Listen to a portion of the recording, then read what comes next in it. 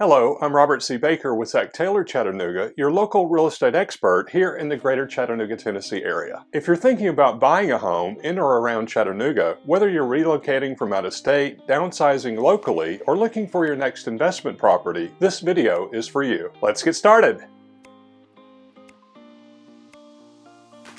The Chattanooga housing market is changing rapidly, and many of the old rules of home shopping just don't apply anymore. Between higher inventory levels, higher interest rates, and changes in how real estate agents work with buyers, it's more important than ever to shop smart. In this video, I'm going to walk you through step by step how to shop for homes in this current market and how to avoid common pitfalls that can cost you time, money, and opportunities. Before you even start looking at homes, it's essential to understand the landscape. The greater Chattanooga area real estate market has cooled from its pandemic-era peak. However, unlike some parts of the country, we are not seeing prices plummet. What we are seeing is more inventory, meaning more homes are coming on the market, along with a leveling out of buyer demand due to high mortgage interest rates. For example, as of June 2025, we've seen an increase in new listings, which gives buyers more choices. However, pending sales, homes that go under contract, are staying relatively flat. Meanwhile, the number of closed sales is down compared to last year. This tells us that buyers are taking longer to make decisions, and many deals are not making it to the finish line. Homes are sitting on the market a little longer, and that gives you, the buyer, a bit more leverage.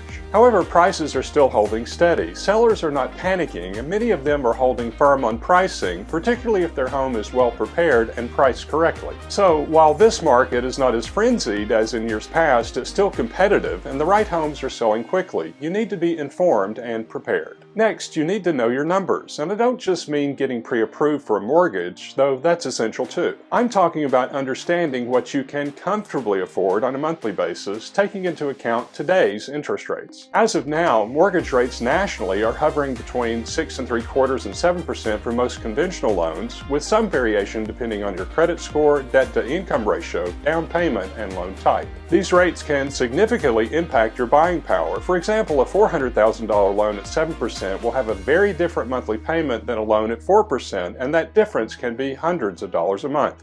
So it's not enough to simply ask your lender, how much do I qualify for? That number might be technically accurate, but it doesn't tell you where their monthly payment fits into your lifestyle. Instead, ask yourself, can I make this payment without feeling squeezed? Do I have enough room in my budget for unexpected repairs, rising utility bills, and life's other surprises? Also, make sure to get quotes from at least 2 or 3 lenders. Many buyers don't realize that rates, fees, and terms can vary widely from one lender to the next. I've seen the exact same buyer get quoted very different rates and closing costs simply because they shopped around. Once you know your true comfort zone, stick to it. Don't fall in love with a home that would put you under financial stress. Your future self will thank you. In today's post-NAR settlement market, there are some important procedural changes that affect how buyers work with real estate agents. In Tennessee, Georgia, and other states, agents now require a showing agreement before touring homes with you in person. This is not the same thing as a full-blown buyer's representation agreement. Instead, a showing agreement is often short-term or even property-specific. It simply says that for a given tour or showing period, the agent has permission to show you properties, and it outlines how that agent will be compensated if you decide to purchase one of the homes you see. This is a good thing. It creates transparency. It ensures that everyone is on the same page, and it allows you as the buyer to test out an agent before committing long-term. When selecting an agent, don't just go with someone who's nice or who responded quickly to your Zillow request. Instead, work with someone who truly knows the Chattanooga market, someone who can analyze home values, anticipate appraisal issues, understand local zoning, and negotiate strongly on your behalf. In other words, don't just hire a door opener, hire an advocate. One of the most effective things you can do early in your home search is to create a realistic list of needs, wants, and deal breakers. Especially in a market like ours, where inventory is growing but not every home is move-in ready, having clear priorities helps you focus. For instance, do you need to be within a 15-minute drive of downtown, a particular school, or a hospital? Do you need at least 3 bedrooms, or is a home office more important? Would you prefer a newer home with fewer repairs, or are you open to an older home with character and potential for equity?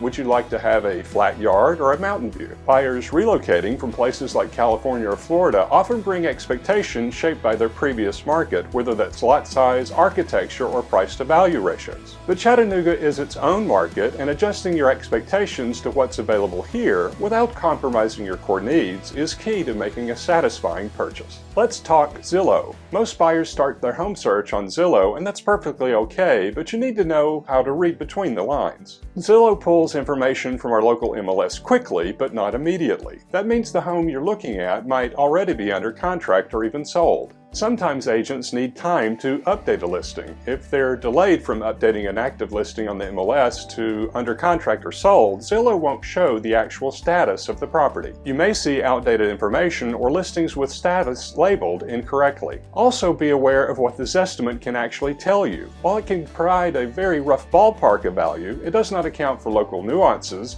condition of the home, recent updates, or even which side of the street the house is on. An estimate might be off by $30,000 or more, either too high or too low, so don't use it as gospel. When you see a home that you like on Zillow, send the address to your agent. We can pull the current status directly from the MLS, call the listing agent, and tell you whether it's still available. Lastly, be cautious of homes listed by out-of-town listing brokers or discount services. Sometimes these listings are incomplete or misleading, and the photos may not show the full picture. Use Zillow as a starting point, but not your final source of truth. Once you've identified a few homes you're interested in, it's time to schedule showings. In today's market, you don't necessarily need to rush out the minute something goes live, but you also can't afford to wait too long on the best homes. Instead of spreading out one-off showings across different days, with your agent, try to group your tours together. Seeing 3 to 5 homes in one outing helps you make real comparisons. It allows you to evaluate floor plans, neighborhood feel, and overall condition